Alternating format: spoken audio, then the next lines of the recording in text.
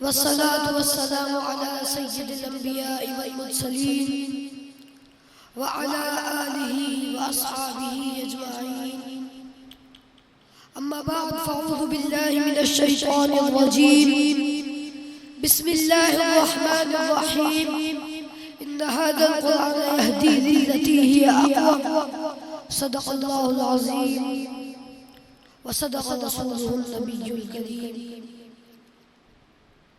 اللہ اور اس کے رسول کے بعد میں نہایت مشکور ہوں اپنے والدین بالخصوص والدہ کا کہ جن کی تربیت اور توجہ کی بدولت میں نے ترجمے کے ساتھ قرآن مجید حفظ کرنے کی سعادت حاصل کی، اور اس کے بعد میرے ان اساتذہ کا جنہوں نے منزل کی دہرائی میں مجھ پہ محنت کی، اور اس کے بعد ان کے استاد گرامی میری مراد قاری بشیر چشتی صاحب دامت برکاتہم العالی جو یہاں پر موجود ہیں، اور ان کے ساتھ پیر طریقت رہبر شریعت مناظر اسلام قبلہ سید احمد علی شاہ صاحب مبارک زید مجد ہوں کہ جن کی دعاؤں کے بدولت میں آج اس جگہ پر بولنے کے قابل ہوا.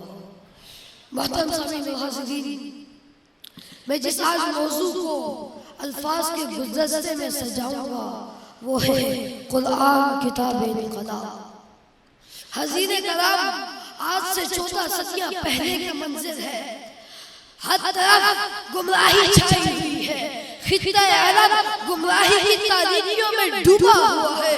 صرف خطہ عرب ہی کا پورا عالم انسانیت لامتناہی اندھیروں میں ننھی سی کرن کے لیے، ننھی سی روشنی کی کرن کے لیے تڑپ رہا ہے. پھر والا قدر یک زمانے نے یہ منظر دیکھا، تاریخ کا سب سے حیرت انگیز منظر دیکھا کہ اسی سرزمین وحشت پر انسانیت نوازی کا آفتاب طلوع ہوتا ہے، اور وہ آفتاب جو مدتوں تک غار ہرا کی خلوتوں کو جگمگاتا رہا، اور پھر وہ اس شان سے کوہ پاران پر ذوفقن ہوا کہ زمانہ پکار اٹھا. وہ نبیوں میں رحمت لقب پانے والا، مراد غریبوں کی بدلانے والا، وہ ترکر ہرا سے سوے قوم آیا اور ایک نسخہ کیمیا ساتھ لایا. محترم سامعین و حاضرین، وہ نسخہ کیمیا قرآن تھا. 30 صفحوں پر مشتمل کتاب انقلاب وہ کتاب انقلاب ہے جو حضور کی معرفت زمانے کو عطا ہونے والا سب سے بڑا انعام ہے. وہ قرآن جو خود معجزہ ہے، اور جو اس کے قلزم نور میں غواصی کرے وہ معجزہ نما بن جاتا ہے. اور اس کے کتاب انقلاب سے پھوٹنے والی کتنے زردوں کو آفتاب اور حزب ریزوں کو مہتاب بنا دیتی ہے. محترم سامعین کرام، کتاب انقلاب سے انقلاب برپا کرنے کے لیے ایک داعی انقلاب کی ضرورت تھی، اور وہ داعی انقلاب ذات مصطفیٰ صلی اللہ علیہ وسلم تھی جو کتاب انقلاب کے خط و خال میں اس طرح ڈھل گئی تھی کہ قرآن ناطق کہلائی.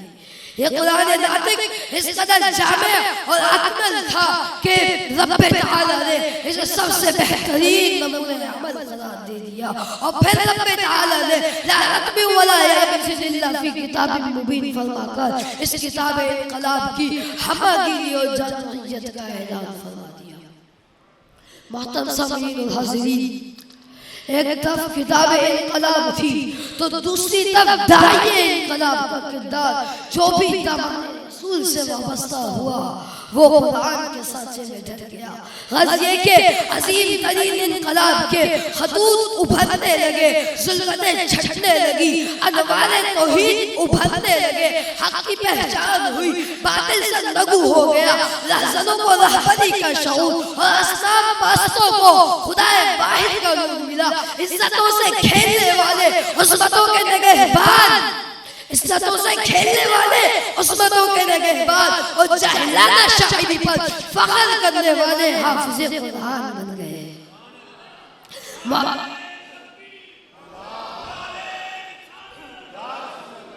وحشت البریت کے علمبردار، امن و سلامتی کے معمار اور اپنے وجود سے ناشنا قرآن کی عظمتوں میں پاسدار بن گئے.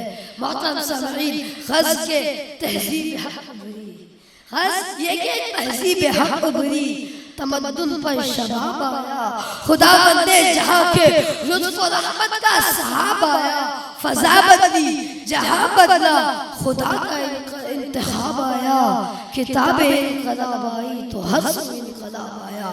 محترم سامعین و حاضرین، مذہب ہو یا سیاست، عمرانی علوم ہو یا معیشت، نظام آرائی ہو یا کشور کشائی، اصول شہریت ہو یا آداب جہانگیری، قرآن نے ہر میدان میں اپنی ہماگیری اور جمعیت کے پرچم لہرا دیے ہیں۔ سیاست اور مذہب کو ہم آہنگ رکھا تاکہ کسی بھی طور چنگیزیت کو فروغ نہ مل سکے۔ قومی معیشت کے نئے خطوط پر استوار کیا، نظام میں صدقات نافذ کیا اور کہا گیا کہ جو کچھ تمہاری ضروریات سے زیادہ ہے اسے خرچ کر دو، جو کچھ تمہاری ضروریات سے زیادہ ہے اسے راہ خدا میں خرچ کر دو۔ محترم سامعین، کتاب انقلاب کا معاشی نظام اس قدر پاکیزہ تھا، اس قدر مؤثر تھا کہ اسلامی معاشرے میں رزق حلال کو عبادت کا درجہ حاصل ہو گیا۔ زکوٰۃ دینے والے تو بہت تھے مگر قبول کرنے کو کوئی تیار نہ تھا۔ قرآن نے، کتاب انقلاب نے انسانی ضابطوں کو پامال کرنے والوں کو اخلاقی ضابطوں کا پابند کیا۔ عاجز و عجیز یعنی سرمایہ دار اور مزدور کو فرائض و حقوق کا توازن عطا کیا۔ اخوت اور مسلم بھائی چارے کی فضا میں غیر مسلموں کے بھی حقوق مقرر کیے۔ غرض یہ کہ یہ کتاب انقلاب ہی وہ واحد کتاب انقلاب ہے جو پوری عالم انسانیت کے لیے جامع ترین بھی ہے اور اعلیٰ بھی ہے۔ اقبال کے لفظوں میں نوع انسان را کتاب آخری، نوع انسان را کتاب آخری، حامل رحمت للعالمین۔ محترم سامعین، داعی انقلاب صلی اللہ علیہ وسلم کی سیرت سے، آپ کے فیضان سے خوشہ چینی کرنے والوں نے قرآن کو پڑھا، سمجھا اور اس کی عملی تصویر بن گئے اور ایسا نظام سیاست وضع کیا کہ جس کی بنیادیں ملوکیت میں نہیں، عملیت میں نہیں بلکہ خدمت خلق خدا پر استوار تھی۔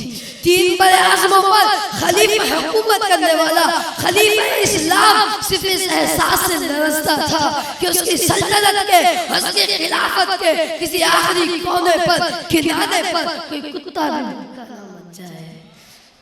محترم سامعین، اسی کتاب انقلاب نے حق پرستوں کی ایسی جماعت تیار کی جس نے فقط 3 اشروں میں کیسرا کسریٰ کے غرور کو، تکبر کو قدموں تلے نہیں ڈالا اور پھر انہی کی کوششوں سے اسلام خطہ عرب سے نکل کر پوری دنیا کو فیضیاب کرنے لگا۔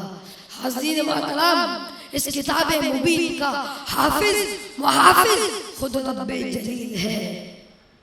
اسلامی حکومتوں کو سخت ترین زوال کا سامنا کرنا پڑا مگر اس کتاب انقلاب نے بہت جلد ہی اس زوال کو اقبال سے انقلاب کیا۔ چنانچہ عیسائی متعصب مورخ پھر یہ اعتراف کرتا ہے اسلام دشمن قوتوں نے وقت کی سب سے بڑی حکومت خلافت عباسیہ کی اینٹ سے اینٹ بجا دی، دجلہ لہو رنگ ہو گیا، لاکھوں عوام، حفاظ، علماء شہید کر دیے گئے اور پھر ہلاکوں نے نعرہ لگایا کہ میں نے اسلام کو ختم کر دیا ہے، میں نے قرآن کو ختم کر دیا ہے۔ مگر قرآنی تعلیمات زیر زمین کام کرتی رہی اور کچھ ہی برس بعد ایسا انقلاب، ایسا اسلامی انقلاب برپا کیا جو پہلے سے زیادہ مؤثر اور پاکیزہ تھا۔ حاضرین کرام، تو ان حقائق کی روشنی میں مجھے عرض کرنے دیجئے کہ قرآن ہی وہ واحد کتاب انقلاب ہے جو ہر دور کے علمی، سائنسی اور ماں بعد طبیعتی تقاضوں کو پورا کر سکتی ہے۔ کسی صحابی رسول نے کیا کہا تھا کہ اگر میرے اونٹ کی رسی بھی گم ہو جائے تو میں اسے بھی قرآن کی روشنی میں تلاش کر لوں گا۔ حسین کلام ہمارا شاندار ماضی اسی کتاب انقلاب سے خوش چینی سے عبارت ہے، اور ہمارا عہد حال اور مستقبل اسی سے فیضیاب ہونے کے لیے، اسی کے فیضان سے روشن ہونے کے لیے سسک رہے ہیں۔ اب دلوں کے دریچوں کو کھولیے تاکہ اس کتاب انقلاب کا پیغام ہمارا مقدر بن سکے، اور بلا شبہ یہ واحد سرچشمہ حکمت اور کامرانی ہے، دنیا میں بھی اور آخرت میں بھی۔ اسی شوقت اظہار کے ساتھ اجازت چاہوں گا۔ قرآن صحیفہ ہے، وظیفہ ہے، دعا ہے، اللہ کی رحمت ہے، اللہ کی رحمت ہے، نوازش عطا ہے۔ قرآن پڑھا جائے اگر گہری نظر سے، قرآن پڑھا جائے اگر گہری نظر سے، حکمت ہے، بصیرت ہے، صداقت ہے، شفا ہے، حکمت ہے، بصیرت ہے، صداقت ہے، شفا ہے، وما علینا الا البلاغ المبین۔